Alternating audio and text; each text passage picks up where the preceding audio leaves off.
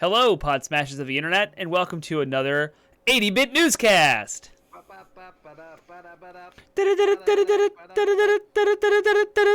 And we are your hosts tonight.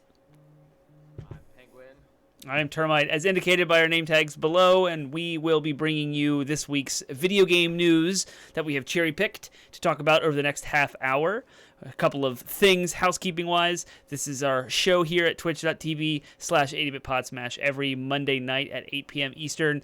We go through those weekly video game news, tidbits that you care about, and then on Wednesday nights at 8 p.m. Eastern, here at twitch.tv/80bitpodsmash, we also stream some video games that we're playing, things that we're digging. And don't forget our weekly video game podcast, 80-Bit Pod Smash, where gaming goes to grab a beer, running you through topics that you care about and smashing those topics together with video games every week at midnight. Yep. Monday. 30-minute show. We are just covering the stuff that we are most interested in. We are not probably going to be covering every single piece of news gaming related that's come out this week. But we kind of curate a list and give you our thoughts and opinions on it, our hot takes, or maybe not so hot takes on things. And we want a chance for you to engage with us as well. So please, by all means, write up your thoughts and comments, feedback, criticisms, corrections, all that stuff. Feel free to jot those down in the chat room, and we will We will get to it. We will acknowledge it. It might not be till the end of the show. Probably won't be till the end of the show. In which case, we will go through and see if anyone had any thoughts to share. Yep. So we will give you a heads up if you want, but you feel free to put them in at any time, and we'll go through and look at them because we don't have so great of a chat backlog at this point that we're gonna miss stuff. Mm-hmm. Maybe in the future, but. All right, cool. So without further ado, the topics we are going to be covering tonight, we are going to be talking about the Capcom ransomware attack and breach of privacy data, including some leaks that came out of that as a result of that. That's pretty probably the biggest piece of news this week. PlayStation CEO Jim Ryan had some comments that he made in an interview that indicate there may be some plans we'll discuss. A new James Bond game was announced from IO Interactive, the directors of Hitman. And lastly, we're going to be talking about the Last of Us television show that will be coming to HBO. We'll talk about some news related to that. If we have time, we'll go over some of the Game Awards announcements or nominations that were announced this week. But if we don't have time for that, that's fine. We are doing an entirely separate live stream. It's not going to take up a time slot that we normally stream or anything like that. We'll still get all the same content. We're going to be doing a bonus stream of the Game Awards with our live reactions, so you can tune in then. Whew. All right. Is that everything? Yep, we are good to go. Let's dive in. So what happened over at Capcom? I'm going to be reading an article written by Tanail Eveland at Game Rant. I apologize for the name pronunciation, but there was a recent ransomware attack at the Japanese gaming company Capcom, and the company's scheduled projects for the next 4 years have been leaked online. While no customer information was obtained in the hack, the hackers were able to secure a terabyte of data. The hackers leaked Capcom staff personal information, source code, and a list of game titles in the works. If the leak is legitimate, the company has a huge lineup of games coming for release in the future. While these leaks always have to be taken lightly, especially now that Capcom can change plans due to this leak, there are still a lot of exciting games on the list. According to the document, the following games are in the making: Resident Evil Outrage, Q4 of 21, Dragon's Dogma 2, Q2 of 22, Street Fighter 6, Q3 of 22, Mega Man Match, Q3 of 22, Resident Evil 4 Remake, Q4 of 22, Onimusha New Work, so a new Onimusha title coming out Q4 of 2022, Monster Hunter 6 for 2023, Biohazard Apocalypse for 2023, Super Street Fighter 6 for Q4 of 2023, Final Fight Remake, Power Stone Remake, 2024, Ultra Street Fighter 6 in Q4 of 2024, and then Resident Evil Hank in Q4 of 24. So the next 4 years of Capcom titles, holy cow. 4 years. 4 years of planning, 4 years of NDAs, non-disclosure agreements, 4 years of thunder, as you put it. Yeah. Um, so Think about all those big announcements, any big hype moments, like all the hype Yep has gotten. I mean, granted, there's a certain level of hype now surrounding all of these announcements. If Capcom can find a way to own this, use this, then it could be to their advantage. But they could find a way to twist this to their advantage. But nevertheless, we saw how devastating it was for like. Oh, I'm apparently really quiet. Let me see. I don't know if there's anything you can do about that because it's selected the right. But, anyways, I'll just try to talk loudly. So, yeah, there's that's crazy. That's a lot. That's a lot of leaks. but yeah, I mean, I would not have expected a Final Fight. I did not expect a Final Fight remake, a Power Stone remake. Power Stone's adored. We talked about it at length in our Dreamcast episode. Like that is a game that has been quiet and gone for a long time. So it's gonna be really, really good to see that come back. That's awesome, and I can't wait. So we'll see what happens. I feel so bad for these developers that have worked so hard. These games are in production in some various capacity right now as we talk. Whether it's on the early stages, like so many people, so many things, PR, QA, I mean, the marketing, everything. There's so many people that are involved in these games, and now to have everything just out there, it really does take their thunder. It takes their excitement, and I hope it doesn't affect their stock. And I hope they still, push some of these things out. I'm really curious about what Mega Man Match is, because it sounds like it's going to be a silly mobile game. But and then there's a code name like Onimusha New Work. Like we don't know what that is. And then it probably doesn't have a title yet. It's just Onimusha. Yeah. It'll probably be Onimusha Warlords of the Dark Land or whatever once it comes. But I mean, there's plenty of games that are like a year out that still have working titles, like Project Athia. That's not going to be what it's called. Right. And it's only like it's supposed to come out next year. So, yeah, that doesn't surprise me at all. What does interest me is what is that? Biohazard. It's a Resident Evil game that's titled Biohazard Apocalypse. Yeah. Yep.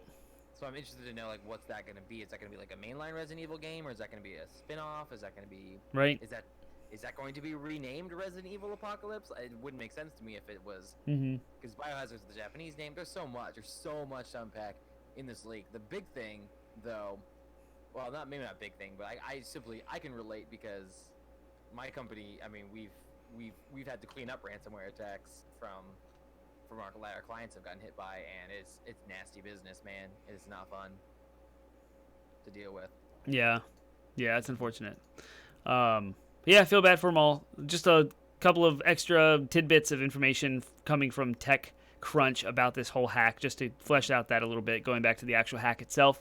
In a statement, the company said data on as many as 350,000 customers may have been stolen, including names, addresses, phone numbers, and in some cases, dates of birth. Capcom said the hackers also stole its own internal financial data and human resource files on current and former employees, which includes names, addresses, dates of birth, and photos. The attackers also took, quote, confidential corporate information, the company said, including documents on business partners, sales, and development. No credit card information was taken, as payments are handled by a third party. But the company warned the overall amount of data stolen cannot specifically be ascertained due to losing its own internal logs in the cyber attack. They apologized for the brief, quoting, Capcom offers its sincerest apologies for any complications and concerns that this may bring to its potentially impacted customers as well to its many stakeholders, the statement read. I mean, think about like HR data. If that gets leaked, that means employees can know each other's salaries, like reviews that are very confidential to management or like to your supervisor that is not really supposed to be out there. Like if you file a complaint against a coworker, yeah, that could get out. Like that stuff could be made public. All that like internal office like stuff that no one really wants to know. Like we don't need to know these things. It's your dirty laundry. It's your own business. It's your stuff. And like I can't imagine what this will do for like workplace morale. As this information. Just to mention that like any data that's leaked can then be turned back around for more phishing attacks. You know what I mean? Like, so even if they don't get customers' credit card data, if they can get street address or mailing address and stuff like that, like they could engineer more potential cyber attacks. It's still any breach of data is not good. Right. So it's not going to be good. I would imagine Capcom's stock is going to drop pretty pretty heavily. Yeah. In the next couple of weeks Mm-hmm. as a result of this. Not to mention the leaks and all that stuff. So yeah, it's rough. That's a rough one. Yep. That's a rough one. And I like Capcom. You know, I don't wish that on Capcom. Mm-hmm. Capcom's been doing good stuff. And if there is any credence to their launch lineup or to their next 4 lineup, to this leak, then it's gonna be they're continuing to hopefully be putting out good stuff. So it's disappointing when it happens to someone you like. Yep. For sure. It's disappointing even if it happens to someone you don't like. But whatever. Mm-hmm. Anything else on Capcom? Not unless you got anything. No, sir. Let's move on. So This is to be a fast one. Yeah, go ahead. Yeah. PlayStation CEO Jim Ryan gives an answer to Microsoft Game Pass. So I said that he has some. He alluded to some future happenings. So that is what it is. He's responding to a. He was responding in an interview to a question about Microsoft's Game Pass. And do you want to take it from here? Sure. Over at Games Radar, Hiram Cryer reports Sony's Jim Ryan has hinted that PlayStation may have a response to Xbox Game Pass in the works. Speaking to Russian outlet TASS this week, Ryan was asked how Sony plans to respond to Microsoft's Game Pass initiative. He says, quote, "There's actually news to come, but just not today," Ryan answered. "We have PlayStation Now, which is our subscription service, and that is available in a number of markets. It certainly sounds as though PlayStation might be gearing up to compete with Xbox." So that's it. That's the story. But that one little, like, half a sentence, "there is actually news to come," just set the internet on fire. And now we all want to know what is happening over at PlayStation. What is Jim Ryan doing? What do you think? I mean, yeah, I don't know. I mean, whatever it is, PlayStation Now is a pretty. When you look at what Game Pass is, PlayStation Now is a pretty crappy like answer to that. So, I think Sony knows that, and though they're supporting it in the meantime. It would not be surprising to me at all if they were working on something to compete. The problem is they're now behind. You know what I mean? Like they have to catch up to Microsoft, whereas Microsoft can continue to just build on and add things to Game Pass and continue to make that more and more robust. Sony, if they don't come out of the gate with something strong to compete, then I think they'll have a harder time catching up. I mean, and it's got to be what Game Pass is, right? Like, it's got to be a library of games that, or it's got to be something along the lines of a library of games that, you know, includes exclusives to Sony, and then also includes third-party titles, because that's where Microsoft's killing it right now. But then that comes with a whole host of questions, like, do you lose your do you lose your games if you unsubscribe? I guess that's what PlayStation Plus is now. So I don't know. Yeah, there's a lot of potential there to be something that is, you know, only marginally better than what we get now, anyways. But yeah, with PlayStation Now, you can download PS4 games to run natively. So that's kind of where PS Now is on par with Game Pass, is that there's a small selection of PlayStation 4 titles you can download. The rest are all PS3 games that are streamed, and that service is what's lacking. Input lag and relying on a strong internet connection, etc. But if you're interested in what PS4 games they have to offer, it's like a third, if not an eighth, of what Game Pass has to offer. And with the release of PlayStation 5, we see this PlayStation Plus collection, which is a great step in the right direction. But the point and the intent, according to Sony, was to really just allow new purchasers that are, new entries into the PlayStation ecosystem in general that have missed those old PlayStation 4 games a chance to try them on PS5. It was more for that reason than it was just for us to have, you know, PS4 titles. So it was more for like the new PlayStation customers, not necessarily people who are ingrained in the PlayStation ecosystem already. Whereas Game Pass is for folks who are in the Microsoft ecosystem. It's a different target market. And so, yes, it's a half answer. And so with PlayStation Now being like a tiny answer and this PlayStation Plus collection being a half answer, maybe if they just change their strategy a little bit, like pivot, maybe bundle those two together. You get PlayStation Now and you have this collection and you get free games every month, kind of like lump that all together into one PlayStation Plus subscription and make it a little bit more valuable. Maybe that's what's going to happen. But who knows what this means? Who knows when we'll find out any details about it? It could who be knows? You know what I mean? Like, the internet, God bless people on the internet, but like, including ourselves. Tendency to want to blow things out of proportion. So it's very possible that comment is you know, again, being taken. Yeah, who knows? Who I mean, it could knows? Be just as simple as like we are just going to expand the offerings of PS Plus or whatever. So yeah, it could be a wide variety of things.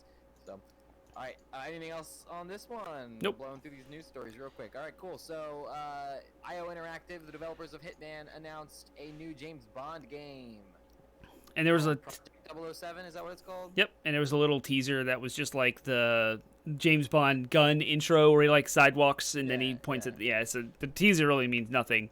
But this article comes by Ryan Gilliam over at Polygon. He says Hitman developer IO Interactive announced Project 007 on Thursday, a new game starring James Bond that will tell the British Secret Service operatives origin story. Project 007 will feature a, quote, wholly original Bond story exclusively as a video game, one in which players must earn their 00 status, the studio said in a news release. The teaser trailer is only a few seconds long, and it gave a few more details on the website, which the studio noted as a working title. So the game is currently in active development at IO Interactive's offices in Copenhagen, Denmark, and Malmö, Sweden, on modern systems and platforms, presumably meeting current-gen PS5 and Xbox Series X. The O's just meant that they had a license to kill, so does that mean you're not going to be able to kill anybody until like halfway through the game when you earn your 00 status? Maybe. Yeah, I mean, this is really cool. Like, I mean, it could be good. I liked James Bond games, playing them as a kid, because they're always fun to play with other people. Right. GoldenEye, and as much as I like GoldenEye, I think I might have even liked Agents Under Fire even better. Mm-hmm. And that one was on the, I think, GameCube. And, I mean, they're fun, but like,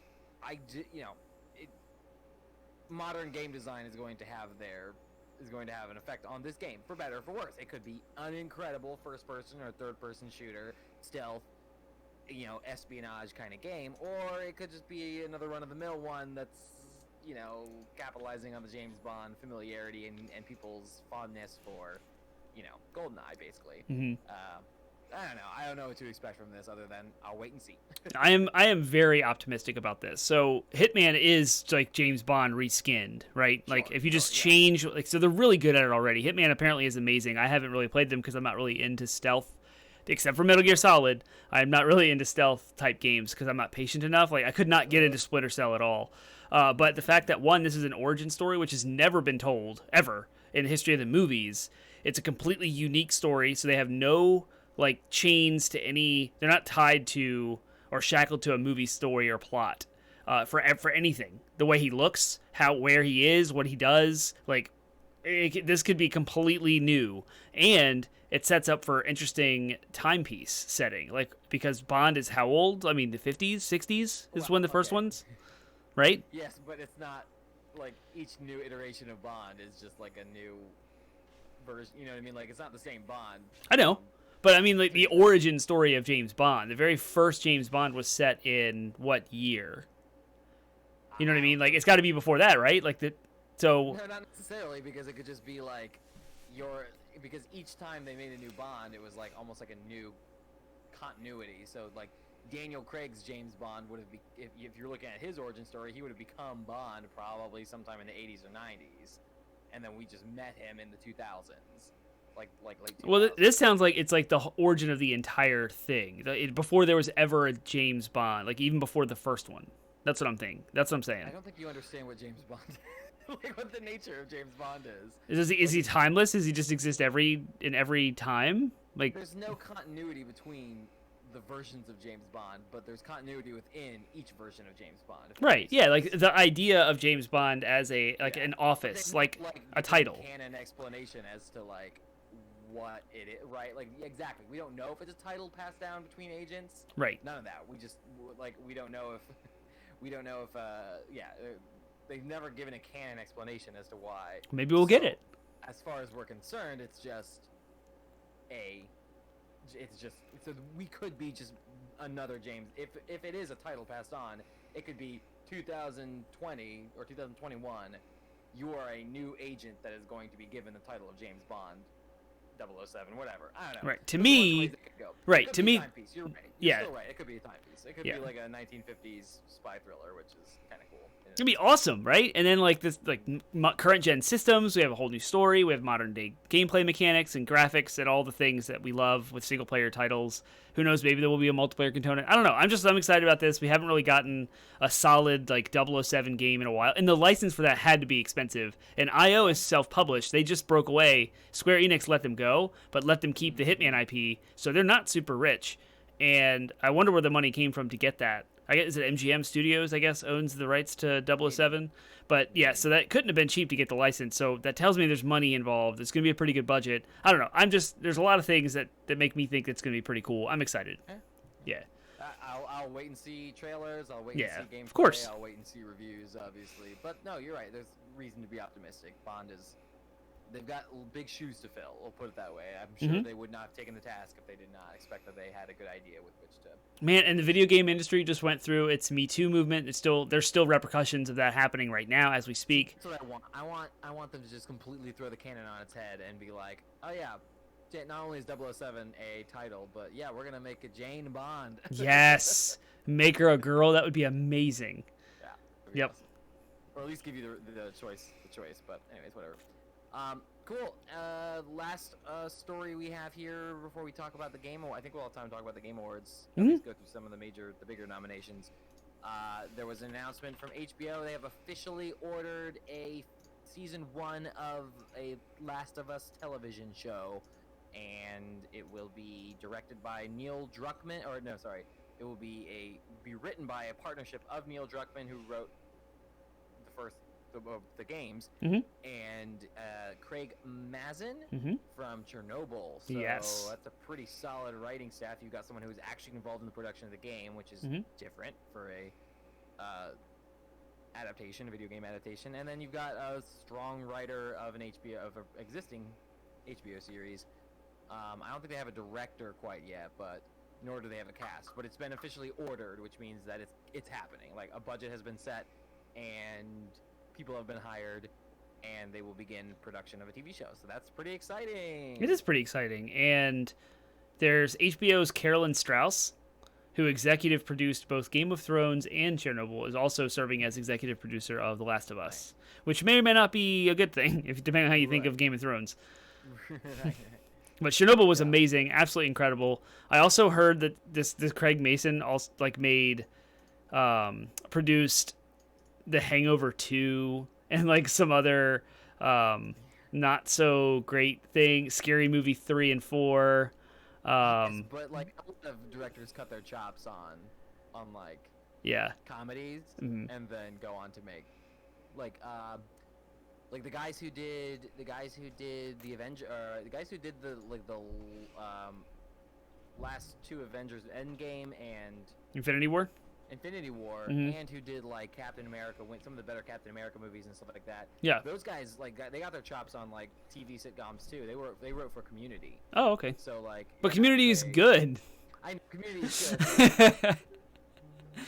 Yeah, so no, I mean, it could. Yeah, who knows? Yeah, I just thought it was funny because I love Chernobyl. I watched it with my wife. Like, we devoured it, and we were just glued to it. It was like, we can't wait to get back. It was historically accurate, but it was gripping and engaging and way too real for anyone to be watching it in 2020 with a pandemic and a government system that is scarily close to that. But anyway, we're not communist Russia, but no, I get what you're saying.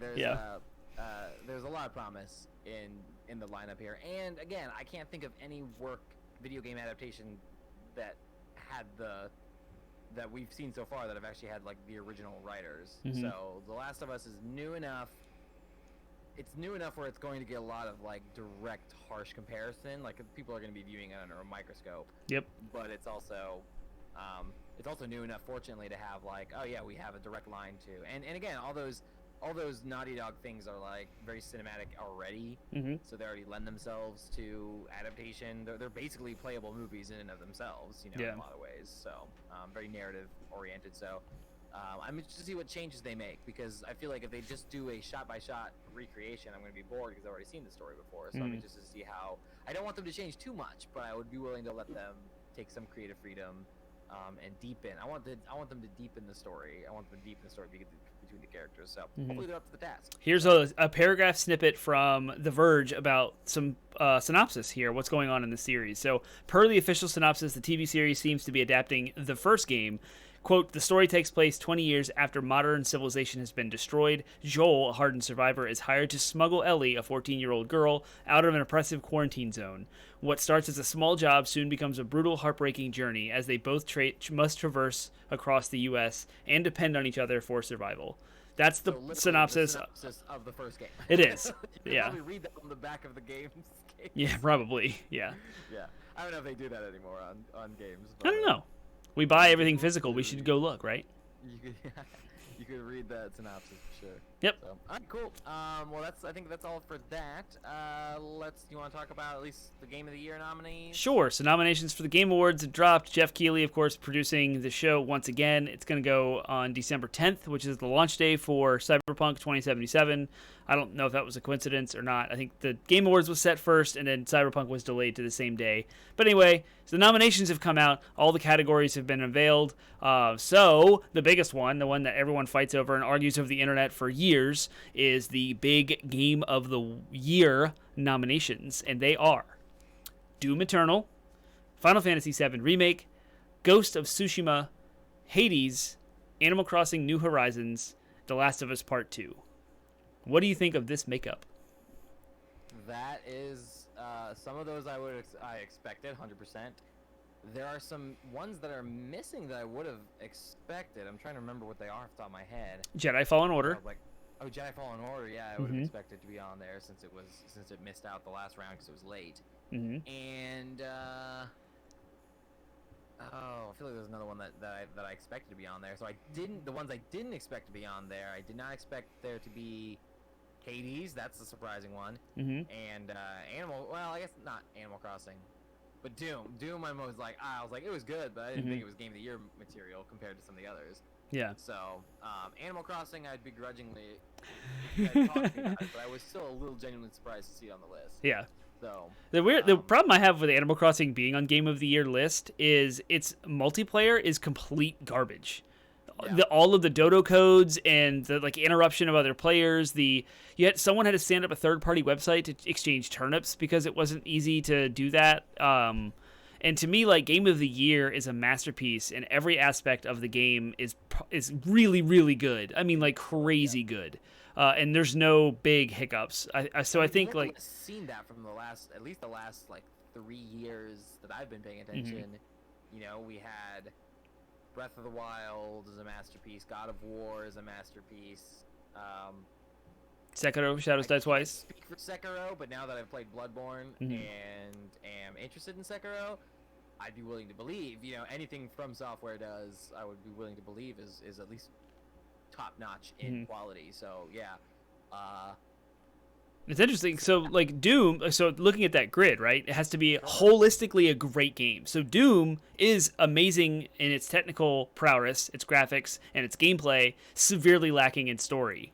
Final Fantasy VII Remake has an amazing story, but it's kind of riddled with some technical bugs and issues, and maybe some hiccups, and not perfectly designed battle combat system, depending, up for debate. That's not just wholesale, okay, check the box, the combat system's flawless. Maybe it's not, maybe it is.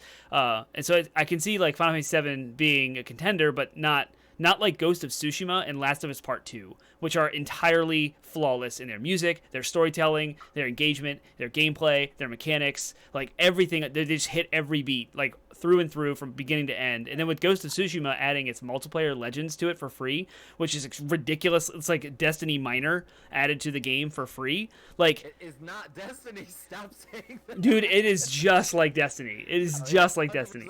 Nothing like Destiny. It has similar influences in the way it handles loot, but other than that, it's nothing like Destiny. You know me. I'm one to quibble over some of those specifics there. I don't think that either Last of Us Part 2 or Ghost of Tsushima are flawless games, but they are still great games. They're still excellent games, and like you said, they excel in most of the categories that you would want.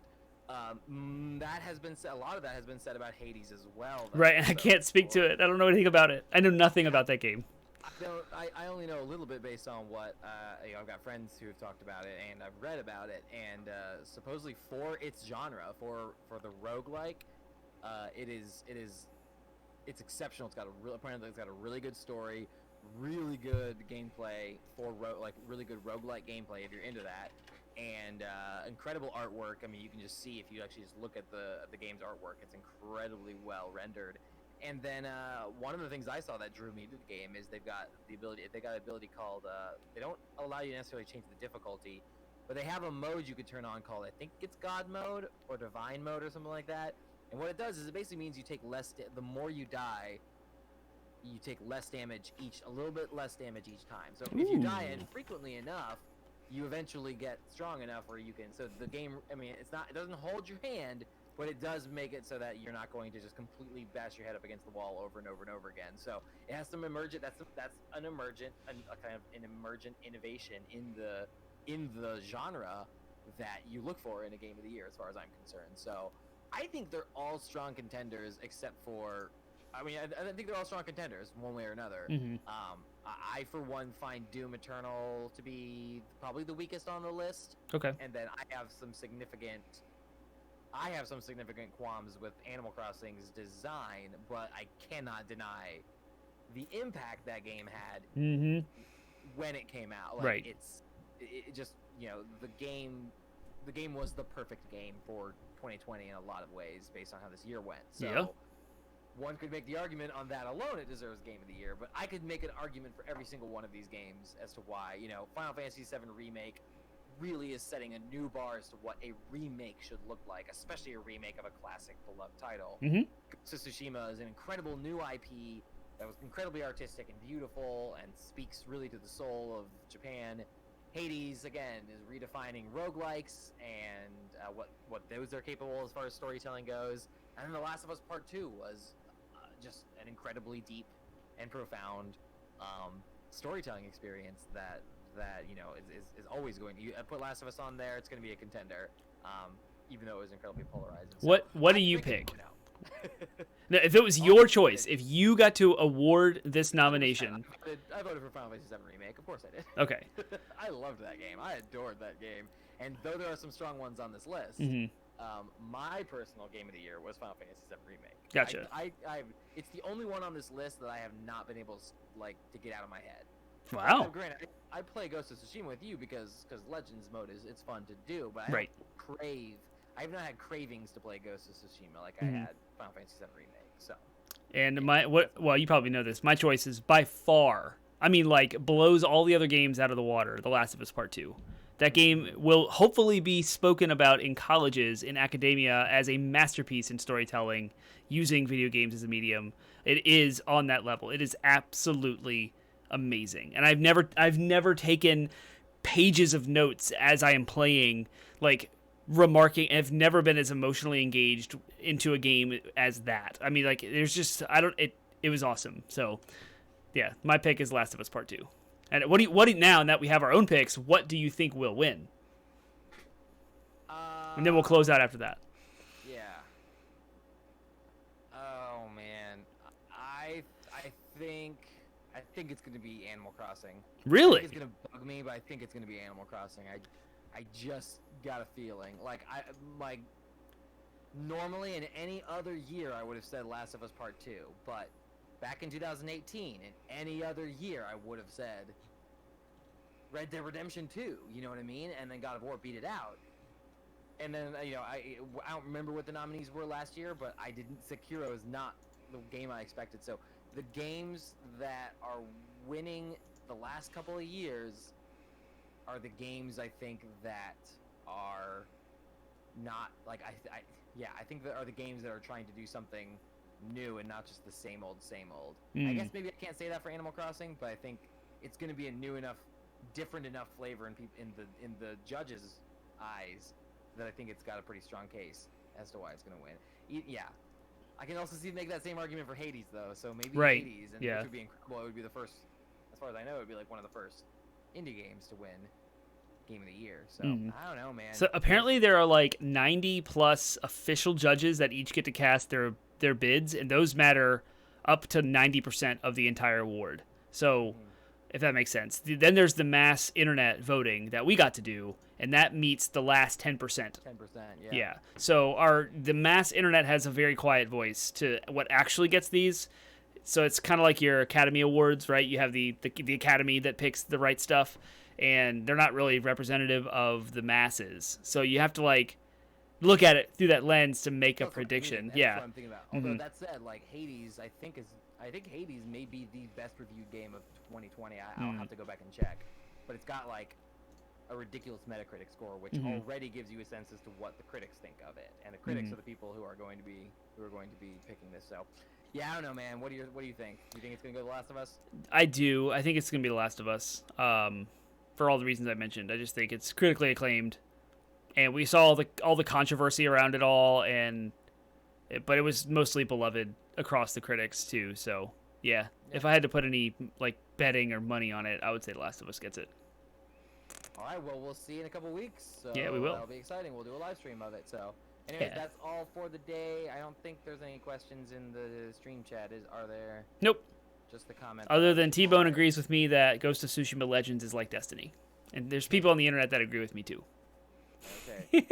That's Good it. for the people of the internet. All right.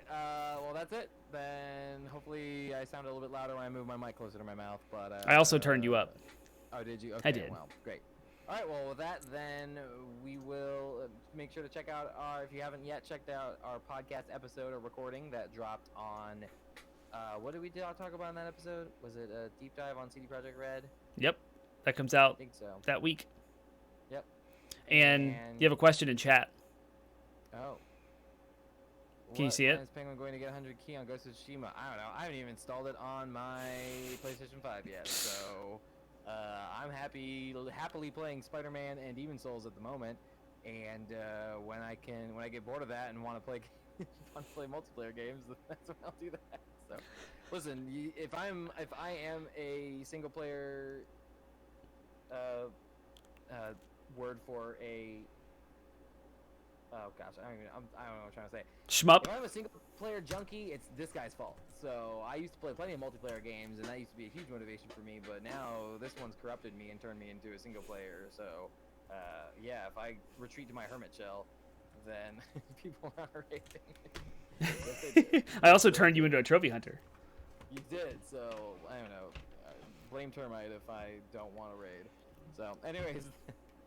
That's it for our show. Wednesday night, 8 p.m., twitch.tv/80bitpodsmash. I'm coming back at you. I don't know what I'm streaming yet. I was thinking if I haven't gotten the platinum for Days Gone, I would platinum it on that stream. So maybe I'll platinum that. If not, maybe I'll just do some random PlayStation 5 shenanigans.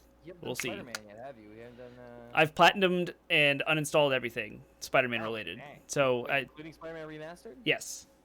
You did that already? Yes. Because you can transfer your PS4 save and it pops the trophy for you. Oh. So go do that. You get an extra Do platinum. that. Yeah. We'll talk to you about it later. That's fine. All right, see you guys. We'll Yep. see you next week. See you next